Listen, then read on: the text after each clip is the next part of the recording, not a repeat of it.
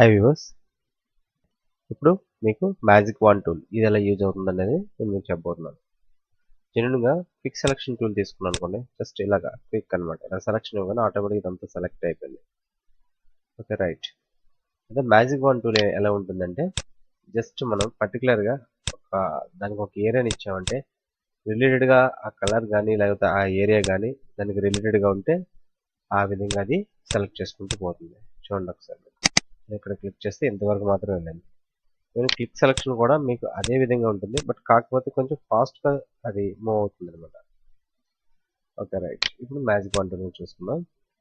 నేను ఇక్కడ టొరెంట్ అనేది డిఫాల్ట్గా 32 ఉంటుంది. నేను ఇలా క్లిక్ చేసుకున్నాను. క్లిక్ చేసుకొని జెన్యున్గా మనం లాస్ట్ టూల్ కానీ లేదా మ్యాజిక్ వాన్ టూల్ కానీ ఈవెన్ ఇలాగా కొన్ని lasso of polygons and magnetic lasso tool ఇలా కొన్ని యూజ్ చేసి కూడా ప్రీవియస్ క్లాస్లో మీకు ఏంటంటే ఏ విధంగా కట్ చేయాలనేది చెప్పాను. అలా కాకుండా ఇప్పుడు మనం మ్యాజిక్ వాన్ టూల్ తీసుకొని కూడా ఏ విధంగా కట్ చేయొచ్చు అనేది నేను మీకు ఎక్స్ప్లెయిన్ చేస్తాను. ఫర్ ఎగ్జాంపుల్ నేను ఇలా క్లిక్ చేశాను. క్లిక్ చేసినప్పుడు ఏంటంటే నాకు దీంతో పాటు ఈ ఏరియా అంతా నాకు సెలెక్ట్ అవ్వాలి. సో నేను ఏం చేసుకుంటాను, నేను క్లిక్ చేసినట్టు ఇక్కడ కొన్ని ప్రాపర్టీస్ వస్తాయి. ఆ ప్రాపర్టీస్లో సెకండ్ ఆప్షన్ వచ్చేసి యాడ్ సెలెక్షన్ ప్రాపర్టీ. ఓకే, నేను దాన్ని ఏం చేస్తానంటే క్లిక్ చేసుకుంటాను. ఇప్పుడు ఏంటంటే నాకు ఒక ఆబ్జెక్ట్ ఉంటుండగా ఆటోమేటిక్గా ఇంకొంత యాడ్ చేసుకునే అవకాశం నాకు అది ఆ టూల్ నాకు కనిపిస్తుంది. Okay, right. నేను అనుకున్నట్టు ఇదంతా నేను సెలెక్ట్ చేసుకున్నాను. ఇప్పుడు కంట్రోల్ షిఫ్ట్ అంటే ఇన్వర్షన్ చేసుకొని కంట్రోల్ చేయకపోతే నాకు నేను ఏదైతే కావాలనుకున్నా అది ఈ విధంగా వచ్చింది. ఓకే, ఫైన్, బాగుంది. నెక్స్ట్ ఇక్కడికి వచ్చినప్పుడు కూడా ఎవ్రీథింగ్ ప్రతిదీ కూడా మనం ఆ విధంగా చెక్ చేసుకోవచ్చు. ఫర్ ఎగ్జాంపుల్ ఇక్కడ దీన్ని ఒకదాన్ని చూసుకున్నప్పుడు నేను ఇలా క్లిక్ చేసుకున్నాను. యాడ్ సెలెక్షన్లో పెట్టానండి ఇక్కడ ఆల్రెడీ. ఇలా క్లిక్ చేసుకున్నాను. Okay, right. నాకు జెన్యున్గా మీరు బాగా అబ్జర్వ్ చేసినట్లయితే ఇలా చిన్న పాయింట్స్ ఉంటాయి కదా, ఇవన్నీ కూడా మనం ఏంటంటే పెన్సిల్ టూల్తో టైంలో మనం తీసుకోలేం. సో అలాంటప్పుడు ఈ టూల్ అనేది మనకు చాలా దీనిగా ఉపయోగపడుతుంది. ఇలా క్లియర్గా మనం ఇలా చేసుకుంటాం. ఇలా చేసుకోవడం వల్ల మనం దీన్ని ఈజీగా మనకు నచ్చినట్టు కట్ చేసుకొని ఏమైనా అవసరం అనుకుంటే దానికి బ్యాక్గ్రౌండ్లో ఏదన్నా ఒక దాన్ని ఇచ్చుకొని, రైట్, ఇలా ఏదో ఒక బ్యాక్గ్రౌండ్ నేను తీసుకొచ్చుకొని ఫోటోషాప్లోకి అప్లై చేశాను. మీకు ఎలా కావాలంటే అలాగా దీన్ని అలైన్ చేసుకోవచ్చు.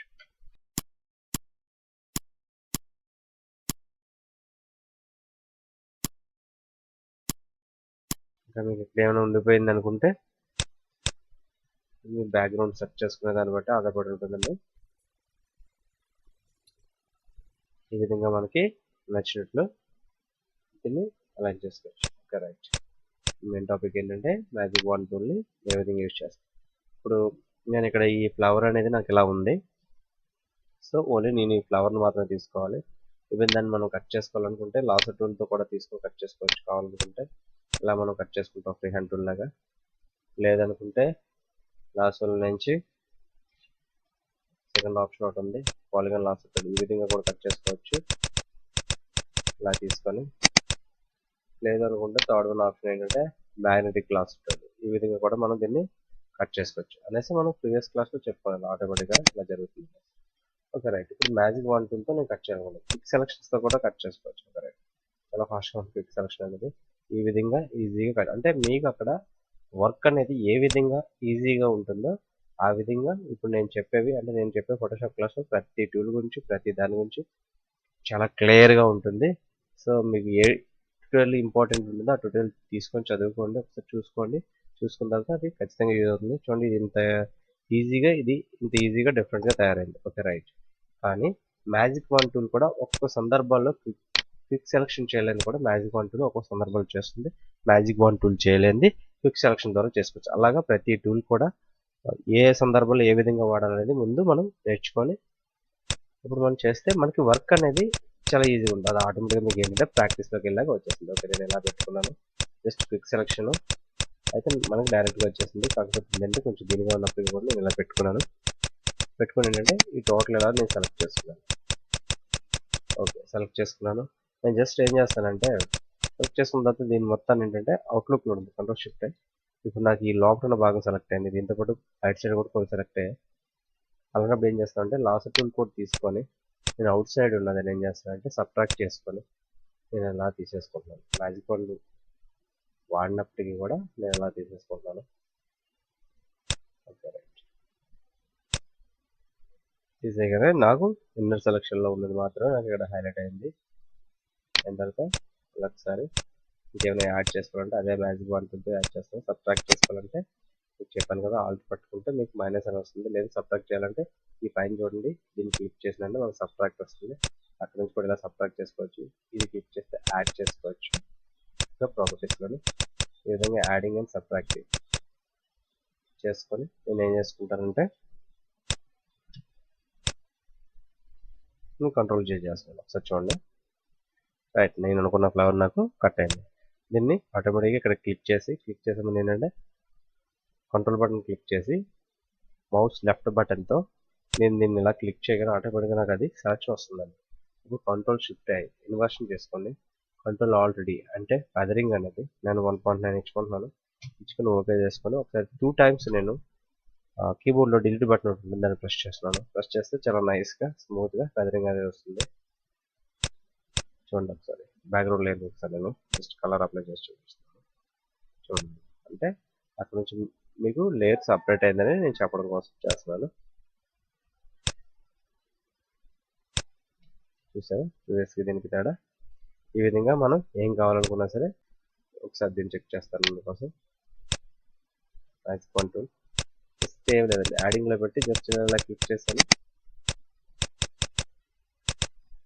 ప్రతి టూల్ కూడా ప్రతి విధంగా మనకి యూజ్ అవుతుంది. క్లిక్ చేసిన తర్వాత కంట్రోల్ జే చేశారు, నాకు ఈ విధంగా వచ్చింది.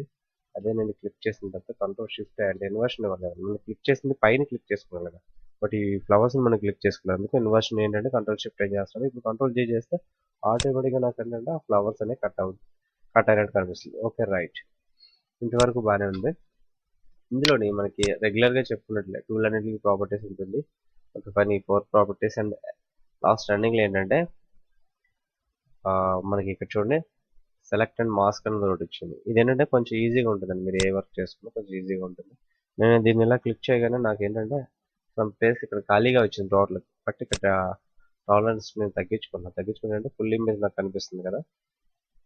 ఇప్పుడు 10 to 15లో పెట్టుకున్నాను నేను, లేదా ఒక 10 ఉంచుకుంటాను. ఓకే రైట్, ఉంచుకున్న తర్వాత నేను జస్ట్ ఏం లేదండి, ఇక్కడ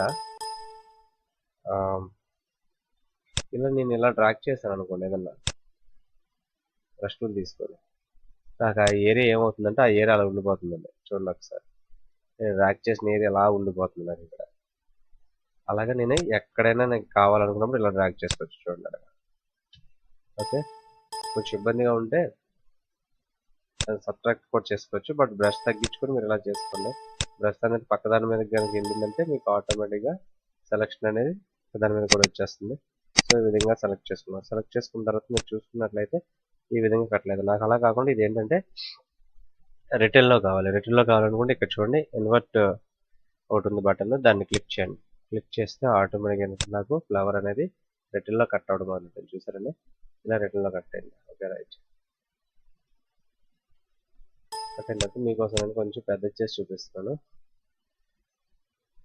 ఇలా కట్ అయిన తర్వాత చూడండి, దీని ప్రాపర్టీస్ ఏంటంటే ఇక్కడ స్మూత్ అది కొన్ని ఉన్నాయి. వాటిలో ఏం చేస్తుంటే మీరు అడ్జస్ట్ చేసుకుంటూ ఉంటారు. జస్ట్ దీన్ని నేను లైట్గా పెట్టేస్తాను. రెండోది ఫెదరింగ్ అనేది మీకు ఎంత కావాలంటే అంత.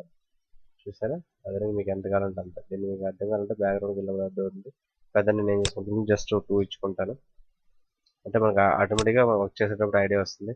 అలాగే కాంట్రాస్ట్ ఇది కూడా నేను ఏంటంటే ఒక 5 కన్నా ఎక్కువ ఇచ్చుకోను.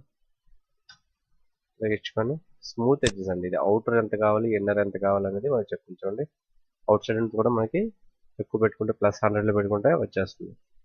ఎక్కువ మనం ఇన్నర్ సైడ్ కట్ చేసుకోవడానికి ప్రయత్నించాలి. అలాగే ఇన్నర్ కూడా తీసుకెళ్ళాం. జస్ట్ మిడిల్లో పెట్టుకుంటే ఆటోమేటిక్గా మనకి పర్ఫెక్ట్ షేప్నెస్ అనేది వస్తుంది 0లో. సో నేను ఏం చేస్తున్నానంటే -10 వరకు పెట్టుకుంటున్నాను. 10 to 13 20. ఓకే రైట్, నేను ఇప్పుడు ఓకే చేశాను అనుకోండి, ఎగ్జాక్ట్లీ నాకు ఈ విధంగా కట్ అవుతుంది. మంచి షేప్ కూడా అనమాట ఇది. దీన్ని ఎక్కడికైనా తీసుకెళ్ళి మనం వేరే దాంట్లో మనం దీన్ని పెట్టుకోవచ్చు. ఓకే రైట్, థ్యాంక్ యూ అండి, థ్యాంక్ యూ వెరీ మచ్. నేను మీకు ఇటువంటి ట్యూటోరియల్స్ అండి చాలా క్లియర్గా నేను అందిస్తాను ముందు ముందు క్లాసుల్లోనే. Thank you. నా ట్యూటోరియల్స్ కనుక మీకు నచ్చినట్లయితే సబ్స్క్రైబ్ చేయండి. This is your Srinivas. Sign